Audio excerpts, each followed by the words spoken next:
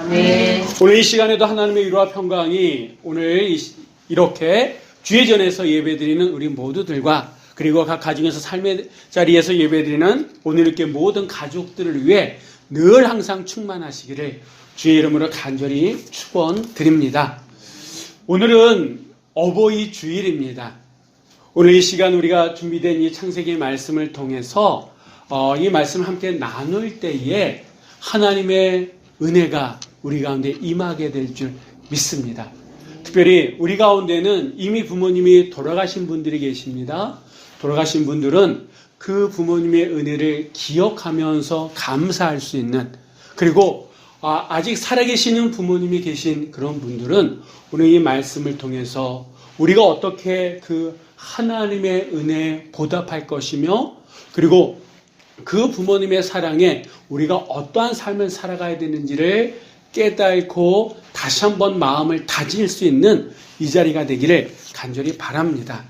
자, 먼저 말씀을 전하기 전에 우리 한번 그림을 하나 볼 텐데요. 이 그림은 밀레 만종이라고 하는 그런 그림입니다. 이 그림은요, 아주 유명한 그림이에요. 이 그림은 이 돈으로 환산할 수 없을 정도로 어마무시한 그런 가치가 있는 그런 그림이라 그럽니다. 그래서 이 프랑스에서는요, 이 그림을 국보처럼 여긴다 그럽니다.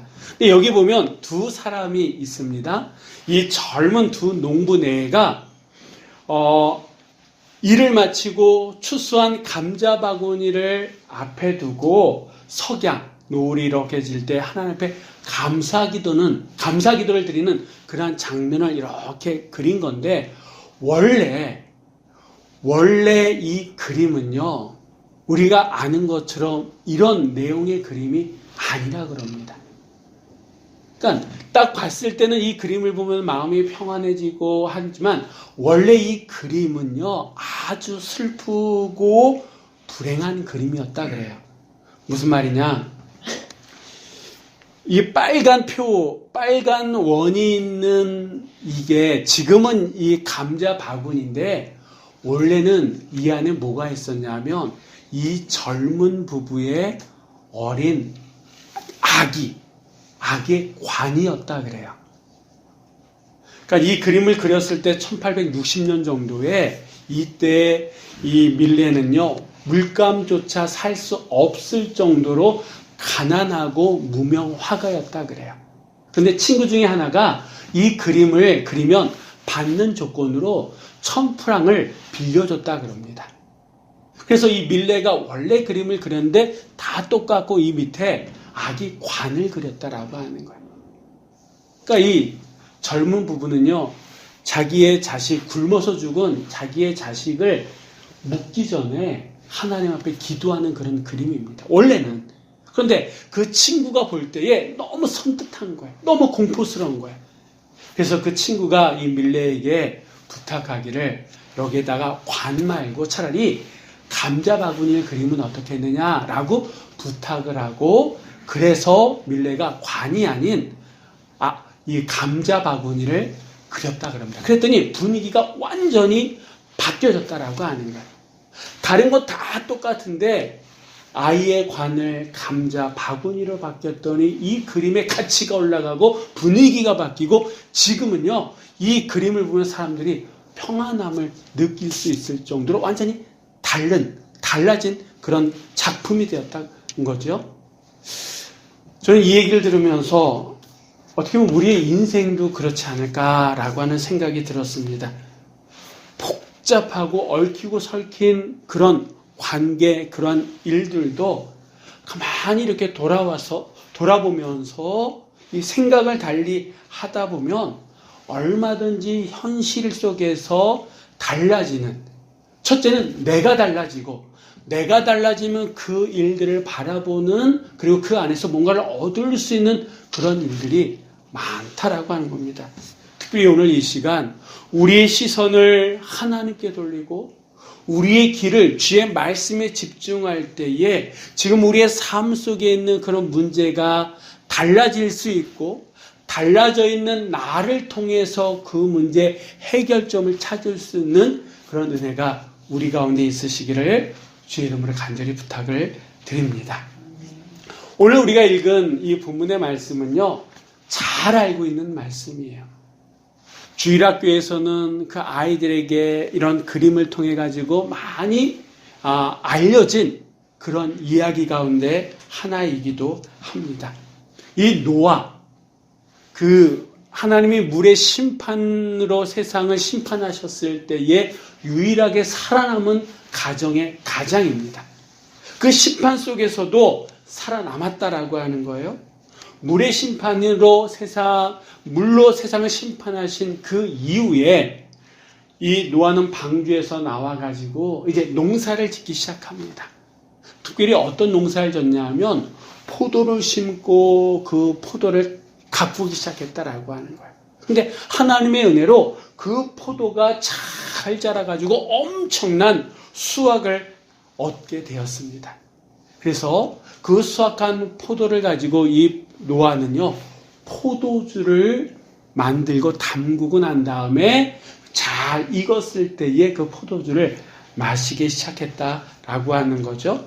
근데 오늘 본문에 보면 이 포도주라고 하는 그 말에 성경 원어에 보면 정관사 하라고 하는 게 붙어 있다 그럽니다.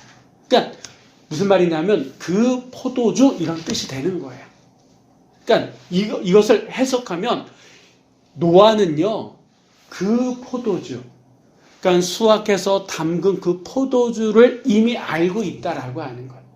오늘만 마신 게 아니라 그 전에도 계속해서 마셔왔었고 오늘도 그 포도주에 마셔서 취해 있는 그런 상태라고 하는 거예요.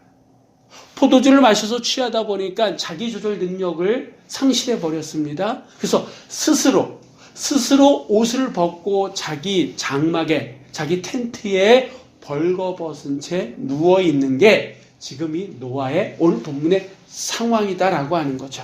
근데 여러분, 우리가 노아에 대해서 많은 것을 알고 있지 않습니까?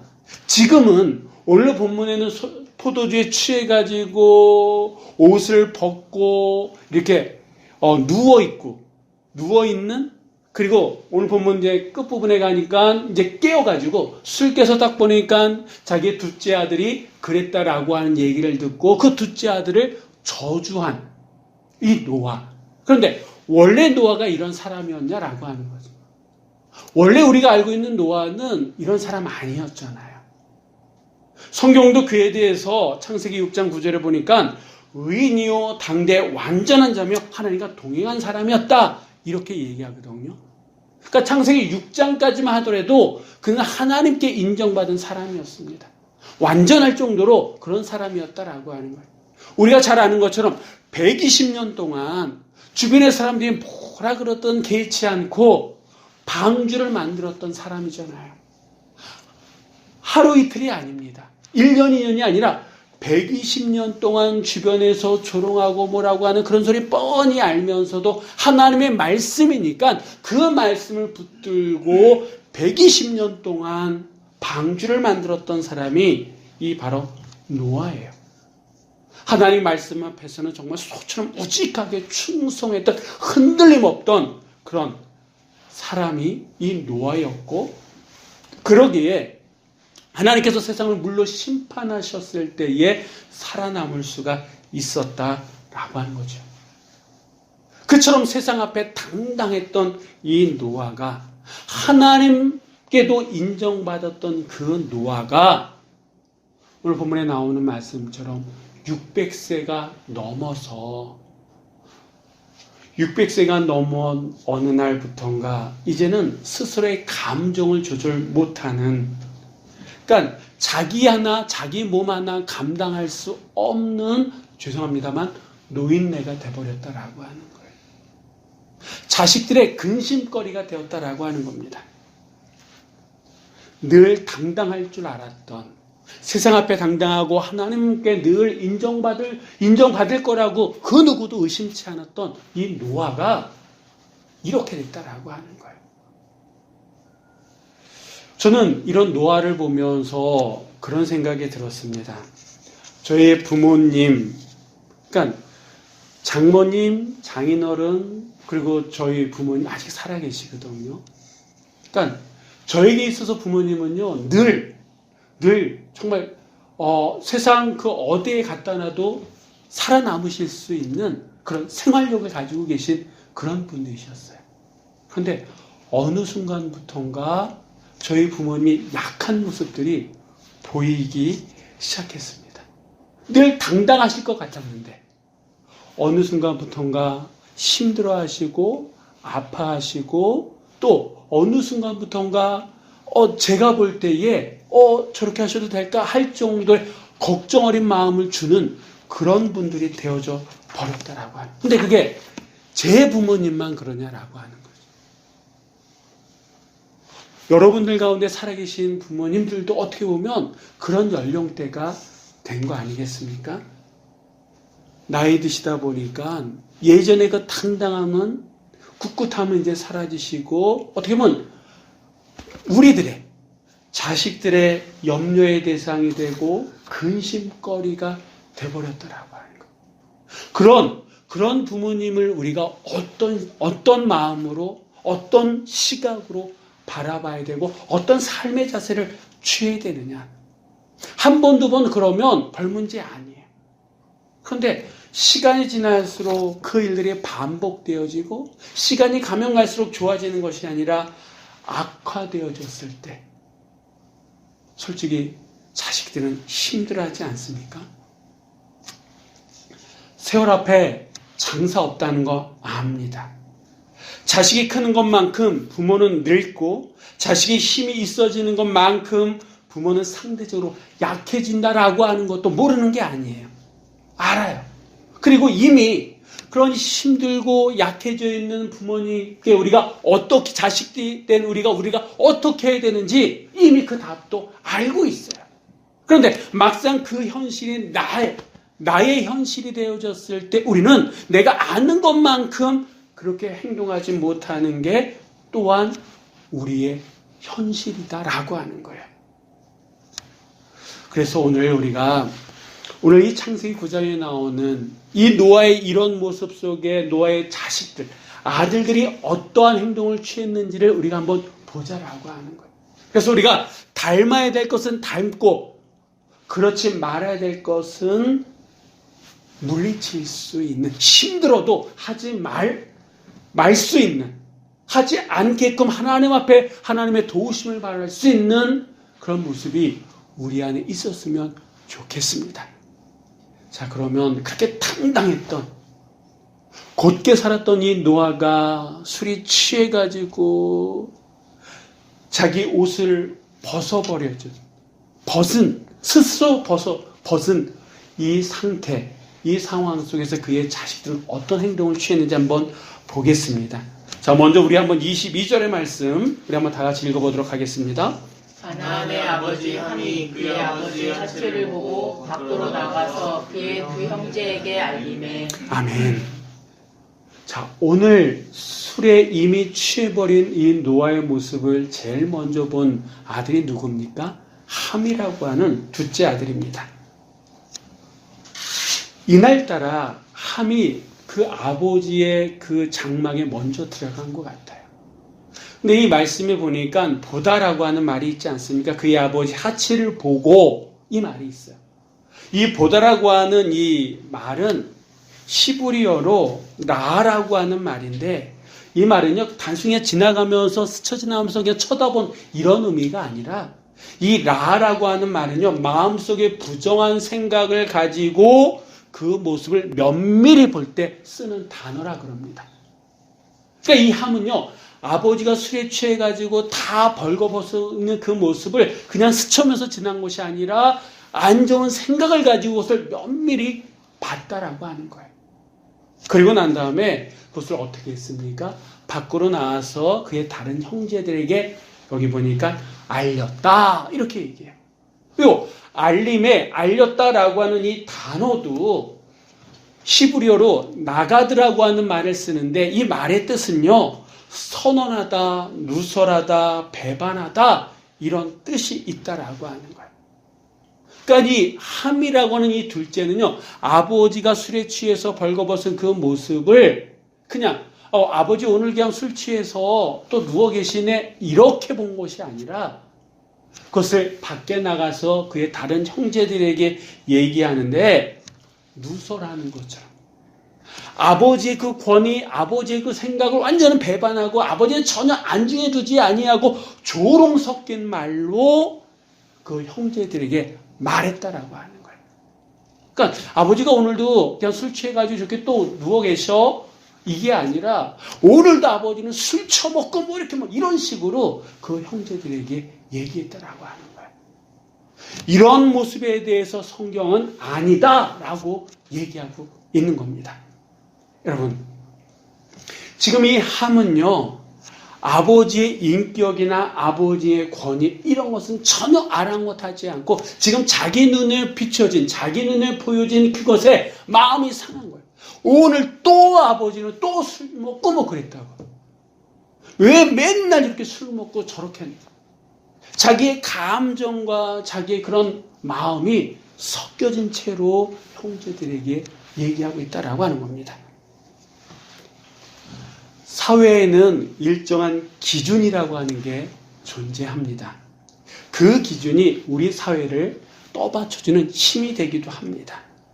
우리는 이것을 일컬어 잣대 이렇게 표현하기도 합니다. 그래서 사람들은 어떤 일이 터지면요, 저마다의 잣대를 그 일에 들이댑니다. 그래서 그것이 옳은 일이네 그른 일이네 하지 않습니까? 그런데 가족에게만큼만은 그 잣대가 우선시 되어줘서는 안 된다라고 하는 거예요. 잣대가 필요하다라고 하는 것은요, 누구에게 맞추어야 되는 자리가 있다라고 하는 거예요. 그 잣대를 들이대는 그런 상황이 있다라고 하는 겁니다. 근데 여러분 한번 잘 생각해 보세요. 부모가 자식을 맞춰서 태어나게끔 했습니까? 아니에요. 그러면 자식의 입장에서도 부모를 골라서 내가 이 부모 밑에서 태어나야지 그렇게 해서 태어났습니까? 아니다라고 하는 거예요. 무엇보다도 이 가정은요, 우리의 적나라한 모습들이 그대로 나타나는 게 가정 아닙니까? 가족 아니겠습니까? 물론 서로에 대한 배려 필요합니다. 근데 한번 잘 생각해 보세요. 우리의 가정이 언제 힘든가? 저마다의 기준, 저마다의 잣대를 어떤 일 속에 들이댈 때에 자식은 부모에게, 부모는 자식에게 너 이러면 안 돼. 이러면 안 되시잖아요. 저마다의 잣대를 들이댈 때에 그 가족 안에 상처가, 아픔이 일기 시작한다라고 하는, 끊이지 않는다라고 하는 거예요. 술에 취해가지고 벗은 채 자고 있는 아버지, 그 아버지에게 하면요 자기의 잣대를 들이댑니다. 그러니까 그 아버지가 이해가 안 돼요. 이해할 수가 없어요. 하루 이틀도 아니고 언제까지 이렇게 술 취해져 있는, 벗은 채 널브러져 있는 아버지를 봐야 되는지 짜증이 나는 거예요. 힘든 거예요. 그래서 좋은 말이 나갈 수가 없었겠죠. 그래서 그는 다른 형제들에게 거칠게 표현했다라고 해요. 그 아버지의 허물이 크게 느껴졌다라고 해요. 근데 원래 함이 이런 자식 아니었어요. 왜냐하면 120년 동안 아버지 노아가 방주를 만들고 있을 때에 아마도 이 세 자식은 아버지를 도왔을 겁니다. 아버지 힘들고 어려운 일 옆에서 거들었을 거예요. 그런 모습들이 있었기 때문에 아버지가 방주를 다 만들고 그 방주에 들어가자 했을 때 다 따라 들어갔었을 테니까요. 그런데 왜 이렇게 함이 변할 수밖에 없었느냐? 아까도 말씀드렸던 것처럼 자기 눈에 볼 때 아버지의 그 모습이 이해가 안 되거든요. 마음에 안 들거든요. 그러니까 최소한 나는 이 아버지보다 낫다는 거야. 그걸 우리는 뭐라고 얘기합니까? 교만이다라고 얘기합니다. 교만하니까 그 아버지의 그 모습에 자기의 잣대를 들이댑니다. 그렇다고 이 함이 없는 얘기 꾸며낸 거 아니에요. 그런데 그의 실수는 뭐냐 하면 그 아버지의 그런 모습에 감정이 실리고 아버지의 권위나 아버지의 그 자리 이걸 다 무시하고 자기 안에 있는 거 그대로 표현해 버렸다라고 하는 거예요. 여러분, 부모가 다 완벽할 수 없어요. 서로 나이가 들다 보면 자식들이 이해할 수 없는 부모의 모습들 분명히 있습니다. 부모가 이해할 수 없는 자식들의 모습 분명히 있어요. 근데 그 속에서 저마다 가지고 있는 잣대를 들이댈 때에 그 가정은 평안할 수가 없다라고 하는 거예요. 이 노아가 잘했다라고 하는 얘기 아닙니다. 술 취한 모습, 벌거벗은 모습을 자식들에 보여준 1차적인 책임은 어떻게 보면 노아에게 있어요. 근데 지금 이 시간 노아의 자잘못을 다루는 것이 아니라 그런 당당했던 그 부모의 모습이 약해진 노인네의 모습으로 내 현실 앞에 나타났을 때 자식들은 우리가 어떻게 해야 되느냐. 부모를 사랑하지 않는 자식 없습니다. 사랑하기 때문에 얘기한다. 그게 아니라 얘기를 표현한다 할지라도 그 부모의 권위와 그 부모의 자리를 인정하면서 얘기해야 되는데 얘기하다 보면 그걸 다 무시하고 내가 옳기 때문에 내가 맞기 때문에 얘기하는 그런 모습들이 우리 안에 있지 않습니까? 그거에 대해서 하나님은 아니다라고 얘기하는 그런 모습들에 대해서 하나님은 교만한 것 이렇게 표현하고 있다라고 하는 거예요. 여러분, 노인 되기 원하는 사람들 없어요. 오늘 말씀을 제가 준비하면서 그런 말을 제가 봤습니다. 독을 마시면서 살 수는 있어도 나이 먹어서는 살 수 없다. 이런 말도 있더라고요. 노인 되기 원하는 사람도 있습니까? 없어요. 다 때가 되면 그 나이가 되는 거예요. 그러다 보면 조절이 안 돼. 감정이 조절이 안 되고 몸이 조절이 안 돼가지고 흘리기도 하고 까먹기도 하고 그런 모습들이 있다라고 하는 거예요. 그래서 어른들 그 얘기하지 않습니다. 너도 내 나이 되면 내 나이 돼보라고. 그러면 안다고. 근데 자식이 아직 그 나이가 되지 않아가지고 몰라. 모르기 때문에 거칠게 표현할 수 있다라고 하는 거예요. 근데 성경은 그런 모습들에 대해서 교만한 것 이렇게 말씀하고 있다라고 해요. 이런 함에 대해서 이 함의 이런 모습에 대해서 성경은 어떻게 결론을 짓느냐. 그러면 25절 말씀 한번 다 같이 읽어보도록 하겠습니다. 이에 이르되 가나안은 저주를 받아 그의 형제 종들의 종이 되기를 원하노라. 아멘. 함의 입장에서는 억울할 수 있어요. 내가 없는 얘기한 거냐고. 아버지 술 드시지 않았냐고.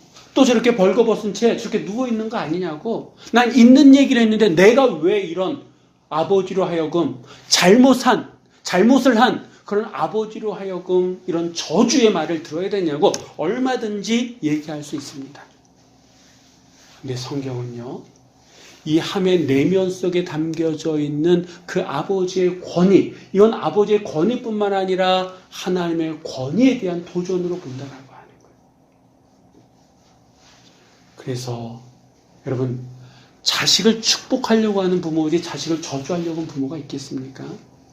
이 노아는요, 그런 행동을 했던 함을 저주합니다. 저주의 말을 해줍니다. 반면에 똑같은 상황입니다. 똑같은 상황을 맞닥뜨린 나머지 두 자식 셈과 야벳은 이 아버지가 술 취해서 벌거벗고 있는 그 모습을 어떻게 받아들였는지 한번 보도록 하겠습니다. 23절의 말씀을 한번 다 같이 읽겠습니다. 셈과 야벳이 옷을 가져다가 자기를 어깨에 메고 뒷걸음쳐 들어가서 그들의 아버지의 하체를 덮었으며 그들이 얼굴을 돌이키고 그들의 아버지의 하체를 보지 아니하였더라. 아멘. 함을 통해서 오늘도 아버지가 술이 취해가지고 벌거벗은 채 누워있다라고 하는 것을 셈과 야벳이 들었습니다. 그러니까 이게 오늘만의 일이 아니기 때문에 이들은 당황하지 않았어요. 늘 했던 것처럼 어깨에 옷을 메고 뒷걸음질 쳐서 들어갑니다. 그러니까 아버지의 그 부끄러운 모습을 보지 않으려고 하는 거 아니겠습니까? 그리고 자기의 어깨에 메었던 그 옷을 아버지의 하체 부끄러운 부분을 가려주고 나옵니다. 근데 여기서 이 덮어주었다 이 말이 히브리어로 카사시라고 하는 그런 말인데 덮어서 가리다 이런 뜻과 함께 죄를 가리워 용서하다라고 하는 뜻이 담겨져 있는 단어예요. 그러니까 다시 얘기하면 함은 그 아버지의 것을 용서하지 못했다, 이해하지 못했다라고 하는, 그래서 떠벌리듯 누설하듯 아버지를 배반하듯 형제들에게 얘기한 반면에 이 나머지 두 아들은요, 아버지의 인격, 아버지의 권위가 더 이상 손상되지 않도록 아예 보지 않고 뒷걸음질 쳐서 들어가서 덮어드렸다라고 하는 거예요. 이 말은 이들은요, 아버지의 그 허물을 허물로 보지 않았다라고 하는 거예요. 연세가 있으시니까 그럴 수밖에 없다라고 하는 걸로 이해했다라고 하는 거예요. 셈과 야벳의 이러한 행동, 어떤 결과로 이어졌습니까? 26절, 27절에 한번 다 같이 읽어보도록 하겠습니다. 또 이르되 셈의 하나님 여호와를 찬송하리로다. 가나안은 셈의 종이 되고 하나님이 야벳을 창대하게 하사 셈의 장막에 거하게 하시고 가나안은 그의 종이 되게 하시기를 원하노라. 아멘. 어떤 사람은 하나님의 권위를 받은 내가 그렇게 조롱하고 내가 그렇게 비난했던 그 아버지에 의해서 저주받은 아들이 있는 반면에 이 셈과 야벳은 그 아버지에게 이런 축복을 받게 됩니다. 누구는 축복받고 누구는 저주받은 그 차이가 어디에 있습니까? 부모님의 그 행동을 허물로 보느냐, 그 부모님의 그런 행동들을 허물로 보지 않느냐, 부모님의 그 행동을 통해서 이게 옳지 않다라고 해서 그 권위마저도 그 자리마저도 무시해버리느냐, 아닌 것을 인정하고 받아들이느냐, 이 차이에 있는 거 아니겠습니까? 우리 옛날 속담에 어른은 한 번 되고 아이는 두 번 된다라고 하는 말이 있다 그럽니다. 그러니까 나이 들면 생각이 조절이 안 되고 몸이 조절이 안 되고 나이 들면 어린애처럼 된다라고 하는 그런 말입니다. 근데 우리는 자꾸 나이 드셔가지고 조절 못하시는 어머님, 아버님의 모습을 보면서 자꾸 짜증이 나요. 나도 모르게 짜증이 나요. 아닌 것을 하는 그분들에 반해서 계속 보게 되니까 힘들어요. 힘들다 보니까 본의 아니게 거칠게 표현하는 모습들이 있습니다. 네, 여러분 기억하십시오. 그 거친 모습 속에는 뭐가 도사리고 있는 거냐 하면 교만이 도사리고 있는 거예요. 내가 낫다라고 하는, 교만이 그 안에 도사리고 있다라고 하는 거예요. 이 부모님에 대해서, 부모님과 관련돼서 성경은 우리들에게 한 가지 말씀해 주는 약속이 있습니다. 우리 한번 보겠습니다. 에베소서 6장 1절에서 3절까지 말씀 한번 다 같이 읽어보도록 하겠습니다. 자녀들아, 주 안에서 너희 부모에게 순종하라. 이것이 옳으니라. 내 아버지와 어머니를 공경하라. 이것은 약속이 있는 첫 계명이니 이로써 내가 잘되고 땅에서 장수하리라. 아멘. 이 말씀에 보니까 성경은 주 안에서 부모에게 순종하는 것이 옳다, 이렇게 말씀하고 있다라고 하는 거죠. 그러면서 공경하라라고 아예 명령을 내리고 있습니다. 공경하시길 원합니다, 이렇게 청유형이 아니에요. 아예 공경하라라고 명령하고 있어요. 왜 그러느냐? 왜 이 부모를 공경하는 게 약속 있는 첫 계명이다라고 하면서 명령을 하느냐? 왜 그렇게 해야 되느냐? 우리가 읽은 말씀이니까 내가 잘 되는 비결이다라고 하는, 내가 장수할 수 있는 비결이 그 가운데 있다라고 하는 거예요. 여러분, 참 이상합니다. 자식 잘 키우면 복 주겠다. 내가 잘 될 것이고 장수할 거다. 이런 말은 성경에 없어요. 왜? 그런 말 하지 않아도 잘 키우니까. 그런데 부모님과 관련돼서는 부모에 대해서 공경하라, 순종하라. 이건 아예 명령형으로 되어 있다라고. 왜? 안 하니까. 왜 안 합니까? 그만큼 힘들다라고 하는 거예요. 어렵다라고 하는 것을 성경도 알고 있다라고 하는 거예요. 그래서 우리들에게 순종하라, 옳은 거다, 공경하라 라고 아예 명령하고 계시다라고 하는 거예요. 여러분, 아까도 말씀드렸던 것처럼 이미 부모님이 돌아가신 분들도 계십니다. 다 양가 부모님들. 우리 아까 이 권사님 차에서 오시면서 그런 얘기 하시더라고요. 이제 내 나이 돼 보니까 그 부모님 생각이 나고, 그러다 보니까 눈물도 나기도 하고, 또 어떻게 보면 이게 감사한 거죠. 그러니까 있을 때 좀 더 잘할 걸. 뒤늦은 후에. 그러니까 이게 성경뿐만 아니라 실제적으로 우리가 그렇다라고 하는 거예요. 그래서 이미 돌아가신 분들은 다시 한번 이런 날을 맞이해서 이미 돌아가셨지만 아버지 어머니 감사합니다라고 하는 그런 마음을 갖고, 부모님 살아계시다 그러면 아직 늦지 않았다라고 하는 거죠. 부모님을 공경하고 부모님을 사랑하고 부모님을 위하는 것은 그분들을 위한 것만이 아니라 어떻게 보면 게 나를 위한 거다라고 하는 거예요. 성경은 분명히 내가 잘 되고 이 땅에서 장수하리라 약속해 주셨잖아요. 그래서 부모님을 위한 것도 되지만 나를 위한 것도 된다라고 하는 거예요. 내 눈에 비춰지는 부모님의 모습 마음에 안 들 수 있습니다. 그 부모님이 다 옳지도 않아요. 그래도 성경은 분명히 얘기합니다. 순종할 것을, 공경할 것을.